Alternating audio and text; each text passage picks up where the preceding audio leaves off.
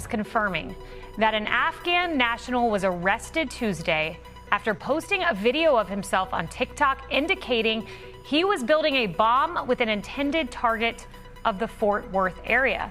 They hurried up and came and got him. Mohammed Dawood Al-Okazai is charged at the state level with making a terroristic threat. According to DHS, listen to this. He came to the United States as part of Operation Allies Welcome. So here you have it. This happened Tuesday. Texas Department of Public Safety. This is a second Afghan national, second one this week. Operation Allies Welcome. He had a terror plot. We know it comes the same week that deranged individual, that alleged assassin, took out two of our heroic National Guard, came here on the same program, Operation Allies Welcome, a program that we were assured time and time again by Mayorkas, by Jen Psaki, by Joe Biden himself was safe and secure. But here we have a second data point in 1 week that it was not safe, it was not secure. And we've got to look very hard at this program as President Trump is vowing to make change. First of all, did anybody believe that Joe Biden was vetting any of these people he was bringing over from Afghanistan? I mean, think about it. These people are people that are jumping on a plane, and then, you know, it was supposed to be like an evacuation operation or something like that, you know, so they can get the people out of there. And you mean you're probably going to scoop up all them people and do thousands and thousands and thousands of background checking and all of that? Man, knock it off. Nobody believes that.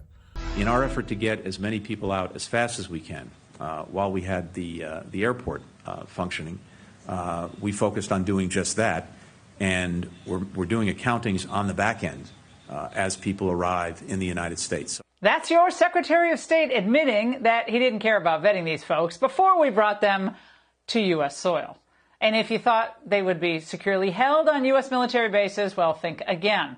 In an Ingram Angle exclusive, Afghan war vet and Congressman Mark Green shared a letter he just sent to Secretary Blinken. I've recently been made aware of someone at Fort Pickett, Virginia, that Afghan evacuees basically have free reign of the complex and have even been allowed to leave despite not having completed the vetting process. My sources made shocking allegations, including multiple incidents of sexual assault, and several evacuees have been picked up by Uber drivers without any permission from authorities or being cleared to leave. So let me get this straight. You went over there, bombed the hell out of their country, scooped a bunch of them up, put them on a plane, and brought them over here, and didn't do any vetting, because I don't know how you're going to vet a bunch of people that's in Afghanistan and make sure that they don't have any ill will towards American people, because once they get over here, it's too late. But you did all of that. Did anybody stop to think that that might be a bad idea? Man, these people don't like you, man. You mean to tell me that you're going to go over there, bomb their country, kill a bunch of their people, and they ain't going to have no animosity? And then when you say, hey, let's get you out of here and put you on a plane and bring you to America, the place that bombed your people, and what you going to think? They're going to say no? And then when they get over here, you don't think, I mean, do you think that all those memories and all those feelings of animosity just going to go away because you brought them over here? You have completely lost your mind. And so those were the policies of the last administration. Again, I'm not a fan of Joe Biden. But now that we're in a situation to where all these Afghanistan people are here, they don't like us. I can't even say that I don't blame them, but they don't like us.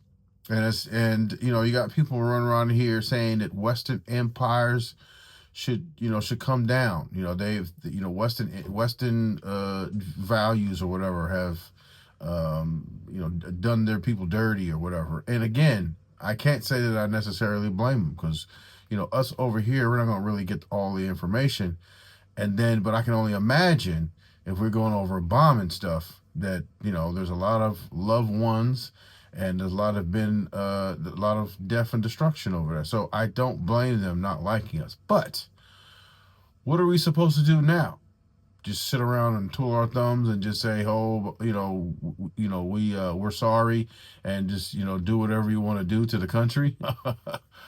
I don't think so. But you heard tonight from President Trump, the breaking news here tonight is saying that his government is going to accelerate efforts to review every person added to this country over the last 20 years, or the last 4 years, all 20 million.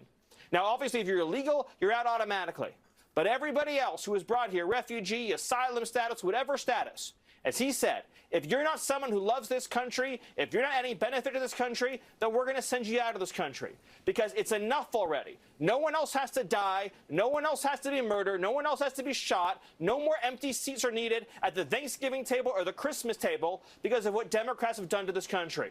So tonight we heard from a commander-in-chief a historic announcement, a brave announcement, exactly what America needed to hear, Kellyanne. As much as I disagree with Donald Trump, I have no problems with him taking these steps right here. I don't understand how, as an American, you can have a problem with any of this. Like, why is it that you are having an issue with somebody trying to protect America? I'm speechless. I have no idea how anybody could, have any type of objection to stopping visas, to, doing all this stuff, when, first of all, the president is going to have way more information than any of us are going to have. And just out of common sense, if somebody comes over and bombs your country, you're going to be upset at that country.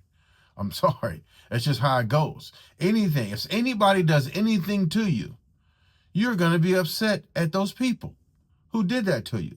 America did that to them.